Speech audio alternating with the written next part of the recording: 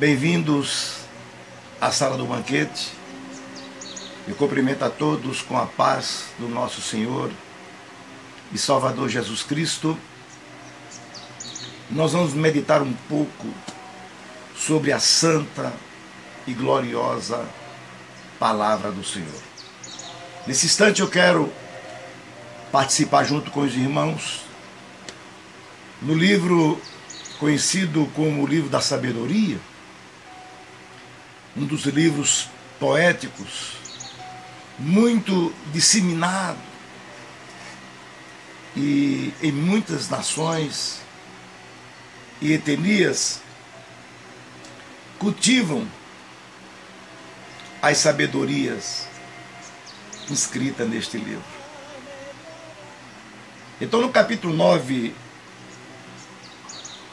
do livro das sabedorias, Provérbios, eu queria compartilhar com vocês sobre uma mensagem muito profunda, em que eu tenho absorvido ao longo dos tempos, meditando,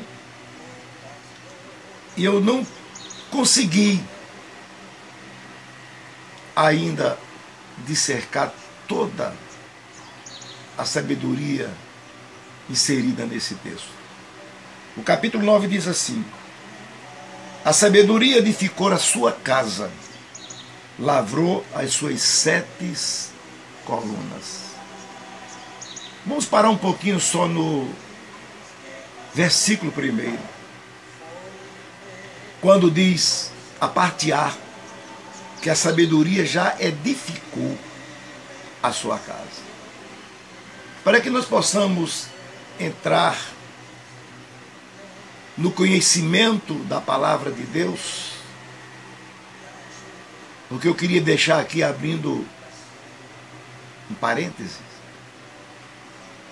para aqueles que estão iniciando o estudo da palavra de Deus, e às vezes na euforia e no afã de querer defender ou atacar em algum momento, traduz a palavra de Deus, ou interpreta, melhor dizendo, conforme a sua imaginação. E a própria palavra de Deus diz que ela não é de particular interpretação, ela é o que ela é.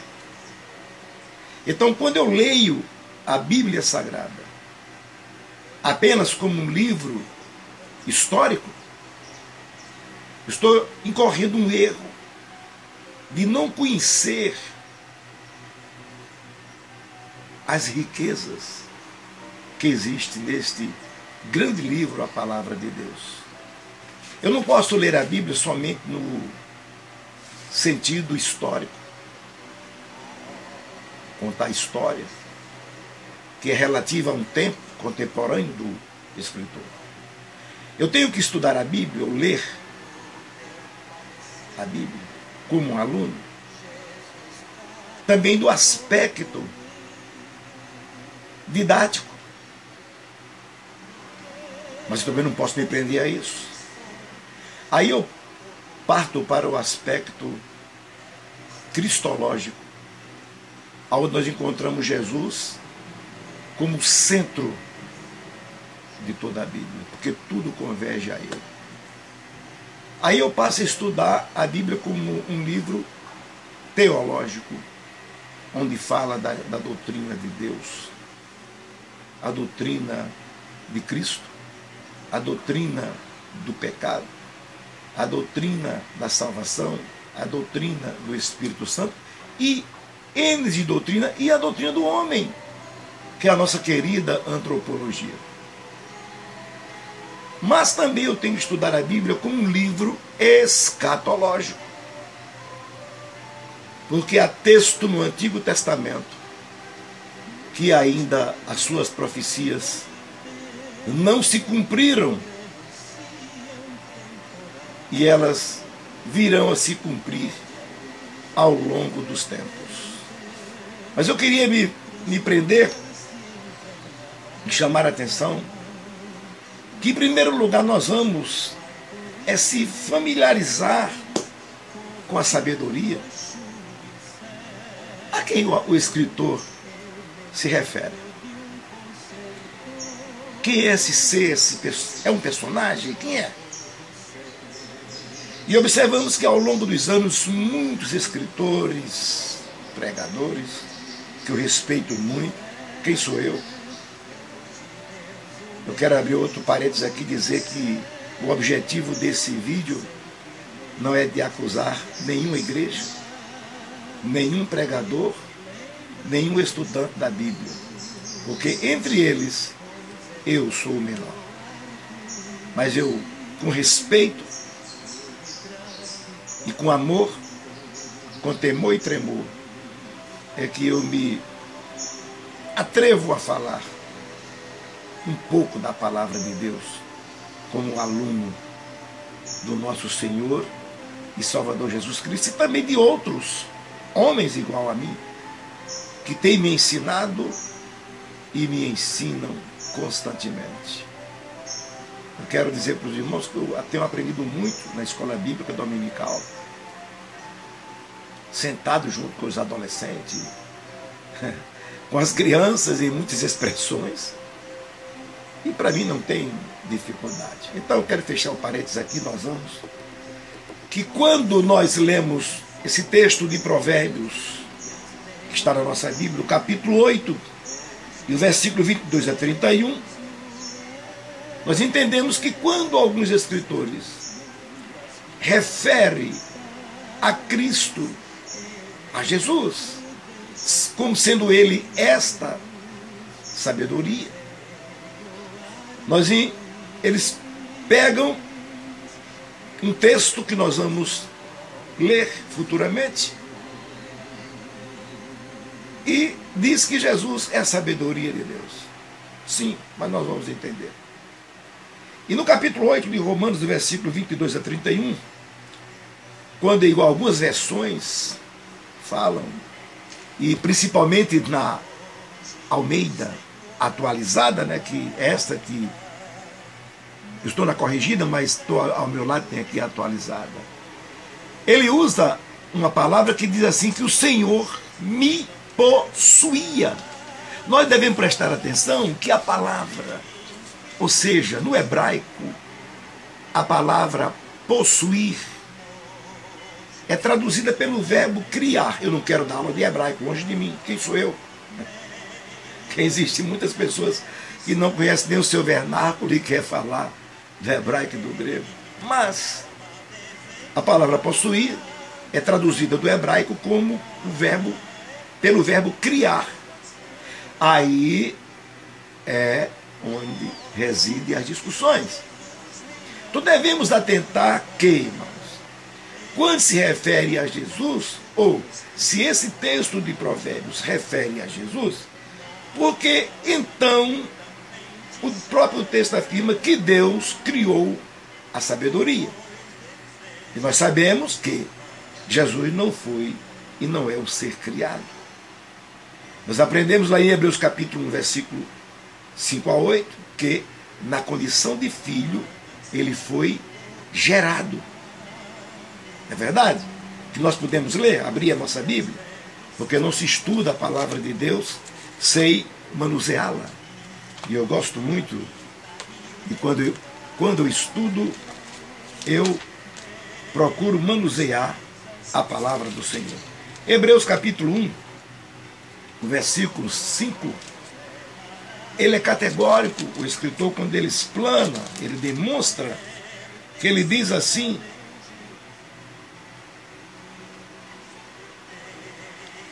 pois qual dos anjos disse jamais, tu és meu filho, hoje te gerei, e outra vez eu lhe serei pai, e ele será filho.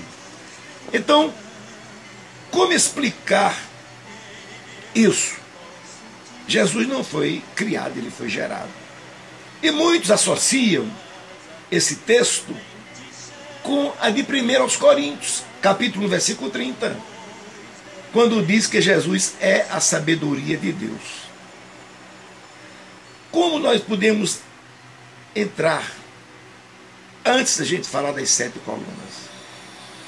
Vejamos que em 1 Coríntios, capítulo 1, versículo 30, o apóstolo Paulo, ele começa a fazer advertência aos irmãos daquela igreja por alguns motivos que permeava a igreja, que traziam na igreja desconforto doutrinário, desconforto espiritual, desconforto na comunhão, desconforto em todos os aspectos. E muitas vezes em nossas igrejas, em nossos dias, tem acontecido isso. O que Paulo estava dizendo em 1 Coríntios, capítulo 1, versículo 30, ele estava conscientizando os irmãos da igreja de Coríntios, para várias razões. Primeiro, aqueles irmãos, Paulo queria dizer para eles que eles foram chamados para glorificar a Deus. É um privilégio. Às vezes Deus nos chama para glorificar o seu nome. Aí nós pegamos um momento como esse e começamos a atingir os outros. Não. É glorificar o nome santo do Senhor e incutir na mente daqueles que nos ouvem o desejo, o ardor de estudar a palavra do Senhor. Então o apóstolo Paulo está dizendo que o objetivo primário, ou seja, primordial, era glorificar o nome santo do Senhor. E dizia, Paulo observa, que eles tinham a tendência de se ensoberbecer. Está no capítulo 4, versículo 6 e versículo 18, da primeira carta de Paulo aos Coríntios, que eles eram tendentes à soberba, levantar o nariz, eu sei, dei o espirro, já sou doutor, pregador. Era isso que Paulo queria mostrar. Então, em segundo lugar, Paulo traz a lembrança deles a sua identidade, ou seja, Paulo queria identificá-los, quem eles eram. E no versículo 26, de primeiro, daquilo que nós estamos estudando, 26 da carta aos Coríntios, retroceder um pouquinho, que era 1 a 30, Paulo diz que eles não eram sábios, nem tampouco eles eram poderosos, e nem eram nobres. Então, eram pessoas que, aos olhos humanos, eram incapazes de ser chamados por Deus.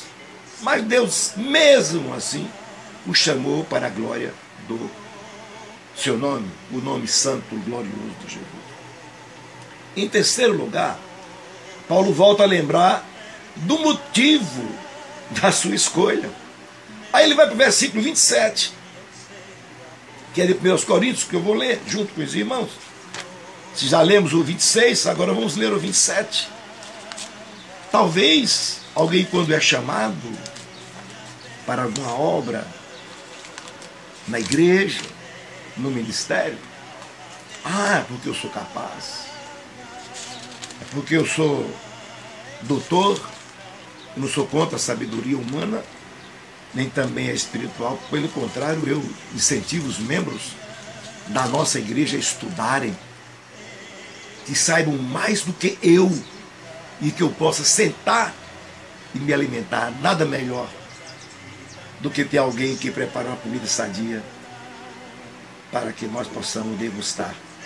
Eu tenho investido nos jovens, nos obreiros, estudem. E quando às vezes aparece com alguma marmita azeda, eu procuro tirar logo da mesa para não contaminar ninguém. Esse é o meu estilo.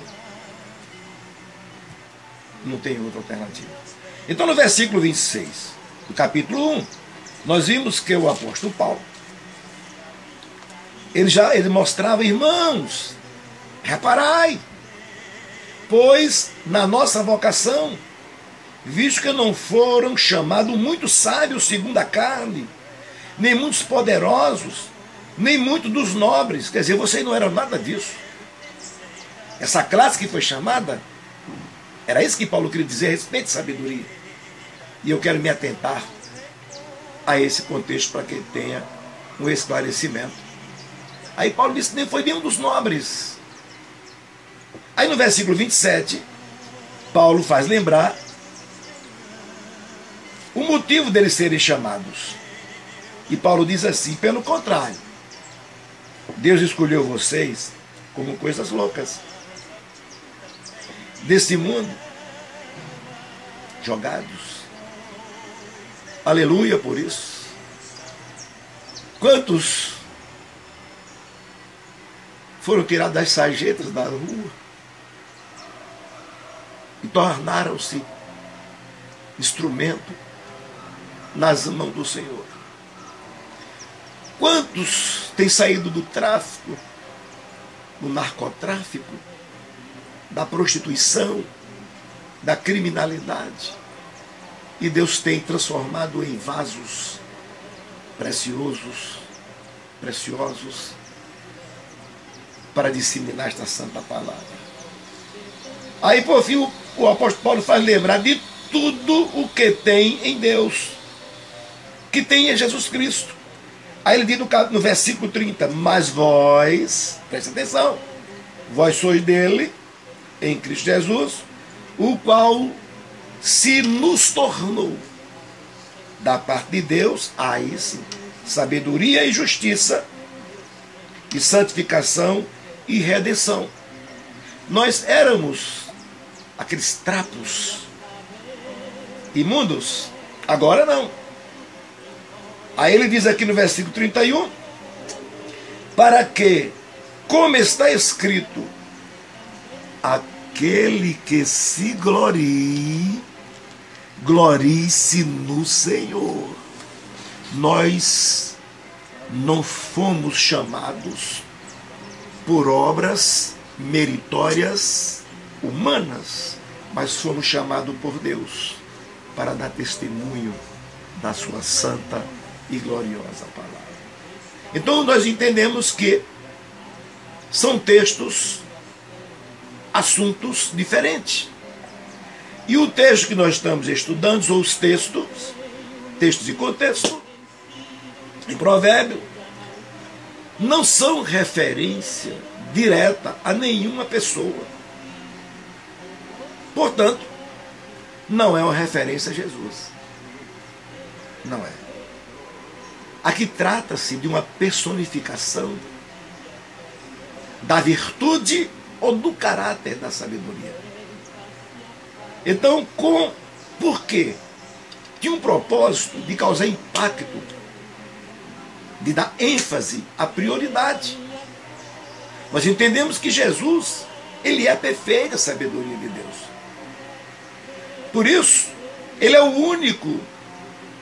Paulo disse aos Colossenses que ele é o único que pode personificar e exemplificar a sabedoria em Provérbios. Ele é o único. Porém, esse texto não se refere a Jesus. Paulo disse que, lá em Colossenses 2 e 3, que ele é em quem todos os tesouros, está aqui, veja bem, da sabedoria e do conhecimento estão ocultos. Por esta razão, Tiago disse para nós, quer sabedoria? Peça a Deus. Tiago capítulo 1, versículo 5. Ah, mas eu não sei. Qual é os pés de Jesus?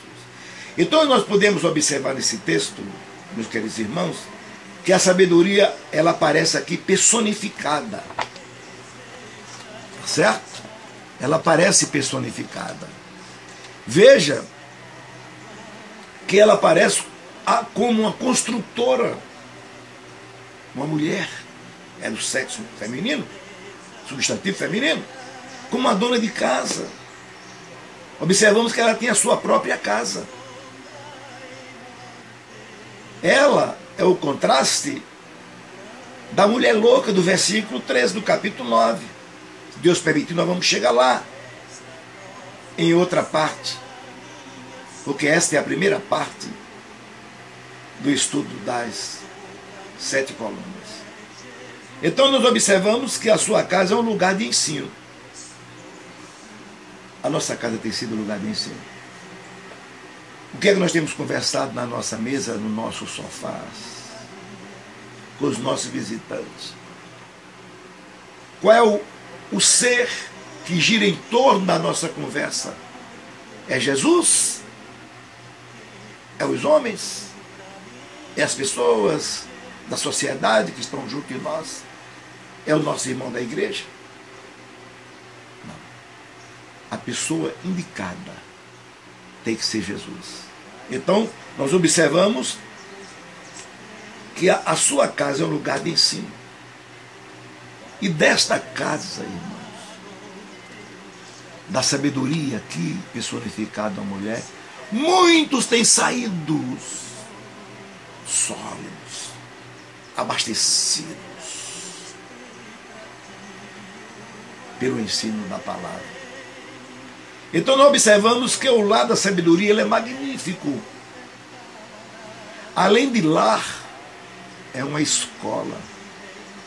Não é a escola que a prefeitura, o governo, não. Aqui é uma personificação. Veja bem que os maiores edifícios, com o tempo ele começa a desgastar devido ao seu material de consumo, o alicerce, a base, o seu construtor. E nós observamos que no capítulo 9, os irmãos não saiam desse capítulo de Provérbios, que ela está alicerçada em 7 colunas, firmada. O sábio está dizendo aqui que é suficiente para suportar o peso daqueles que entram nesta casa para aprender.